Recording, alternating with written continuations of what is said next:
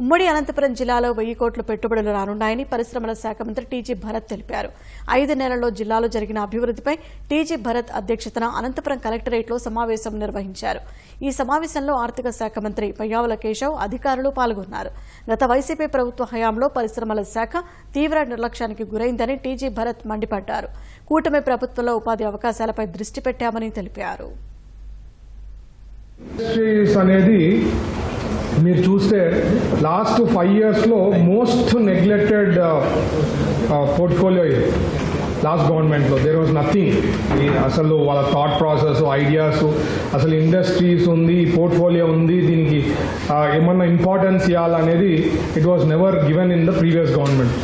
Azad group అంటే పెద్ద investment కాకపోయినా డిస్ట్రిక్ట్ ఇన్ఛార్జ్ మినిస్టర్గా డిక్లేర్ చేయకుండా ముందు ఒక 4-5 months నుంచి ఆజాద్ గ్రూప్కి సంబంధించింది ఒక 1000 crores కియా, అంటే కంబైన్డ్ అనంతపూర్ డిస్ట్రిక్ట్ అనుకోండి, ఎందుకంటే కియా ముందు వస్తుంది ఈ డిస్ట్రిక్ట్ కాకపోయినా, ఇట్ ఈస్ అ కంబైన్డ్ డిస్ట్రిక్ట్లో. అదొక 1000 crore ప్లస్ 2000 పీపుల్తో ఇన్వెస్ట్మెంట్, 2000 people వర్క్ ఉంటుంది, అక్కడ ఎంప్లాయ్మెంట్ జనరేట్ అవుతుంది. అనంతపురం జిల్లాలో షార్ట్ టర్మ్ గోల్స్ ఏంటి, మీడియం టర్మ్ ఏంటి, లాంగ్ టర్మ్ ఏంటి అనేటువంటిది ప్రభుత్వం ఇప్పటికే నిర్ధారించుకుంటూ ఉంది. మీడియం టర్మ్ గోల్స్లో ఇవాళ జిల్లాకు తాగునీరు, సాగునీరు, పరిశ్రమలు ఈ మూడింటిని ప్రధానంగా పెట్టుకోవడం జరిగింది.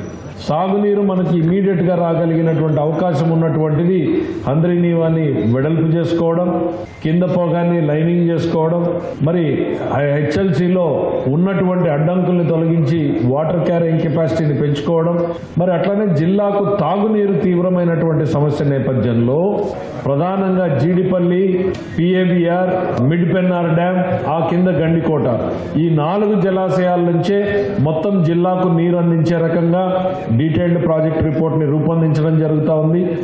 వాటిని కూడా ఇంప్లిమెంటేషన్లోకి తీసుకెళ్తామనేటువంటి తెలియజేస్తూ